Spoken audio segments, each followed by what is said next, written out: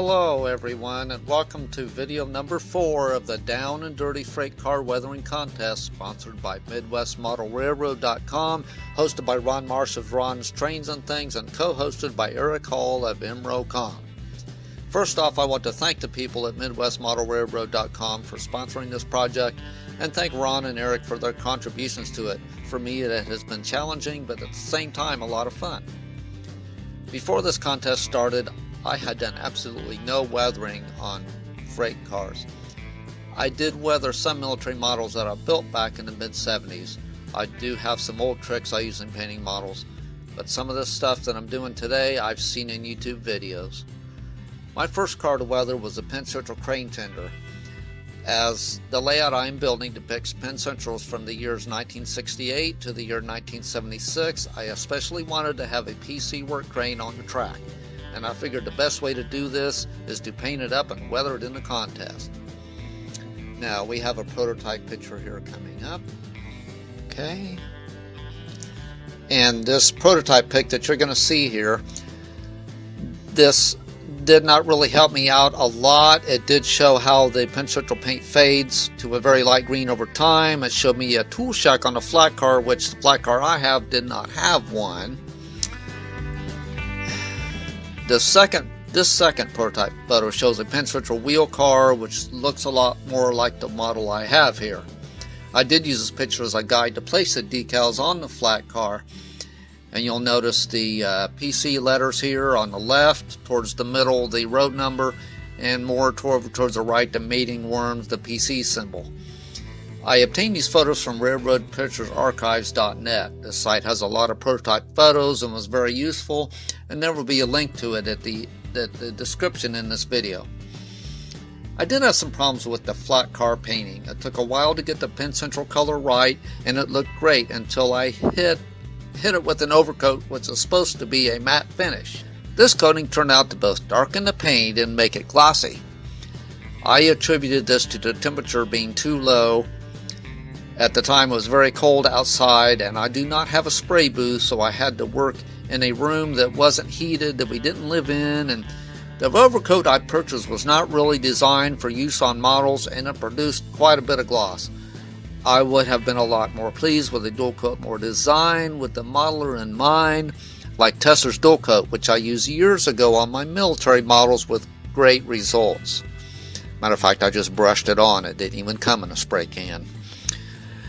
I did tone down the glossiness to a certain extent with the weathering powders. They kind of helped, but you can't lighten the paint unless you go and put it all over, and I didn't want to do that.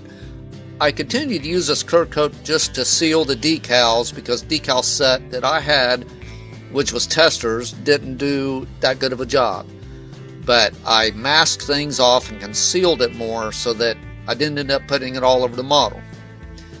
And I did also use some black soot powder. Now on to the final touches on the flat car. Alright, these are the final touches I did on the flat car.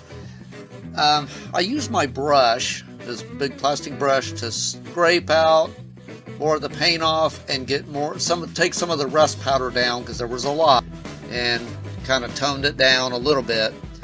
Then I took some black acrylic paint, and I added just enough white, and I painted these trip levers on the cars. And one thing that I added to my arsenal, which already included the Bragdon powders, was colored pencils.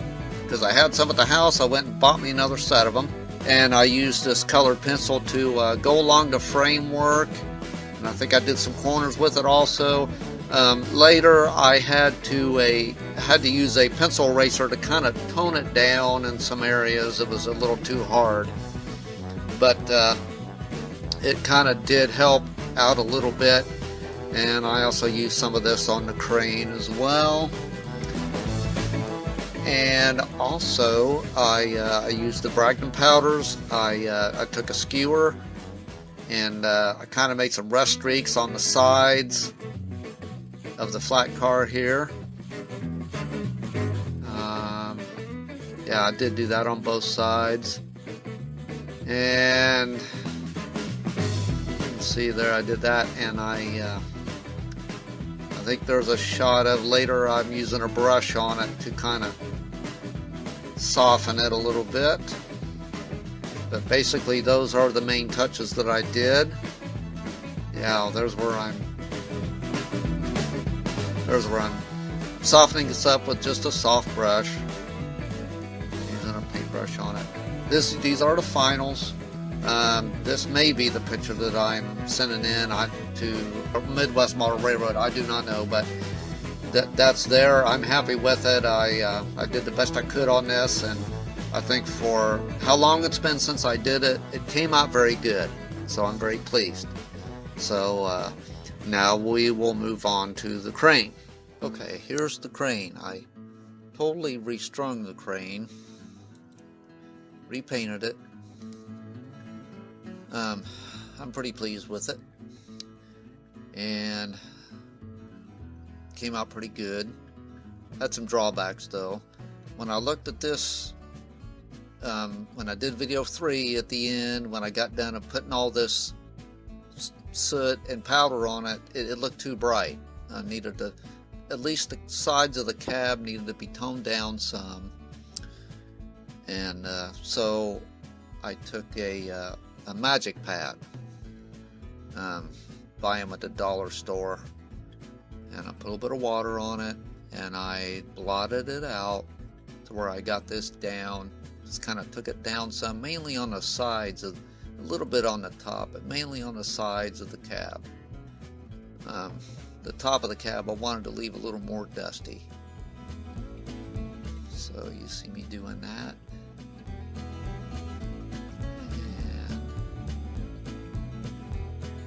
Okay, now this prototype photo here, it shows this pin central symbol. I tried to do the pin central symbol with the decal. It broke. I had to go with PC on each side. Just telling you about that now. And I used the color pencil here. I'm using a dark red on the boom. I'm going right along where the cross members meet, trying to get just a little bit of rust in there, kind of show some effect. And I think I went on top of this one piece here at the top here towards the end. Okay, there I am on the other side, taking care of that.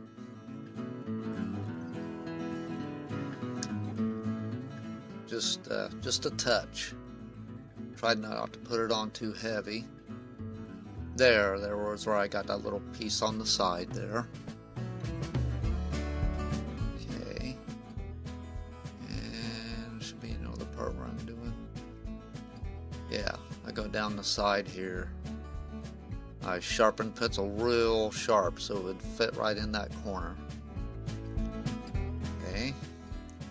And right here I'm using a lead pencil. I'm just getting a metal look on these ladders and on some of the steps on the side.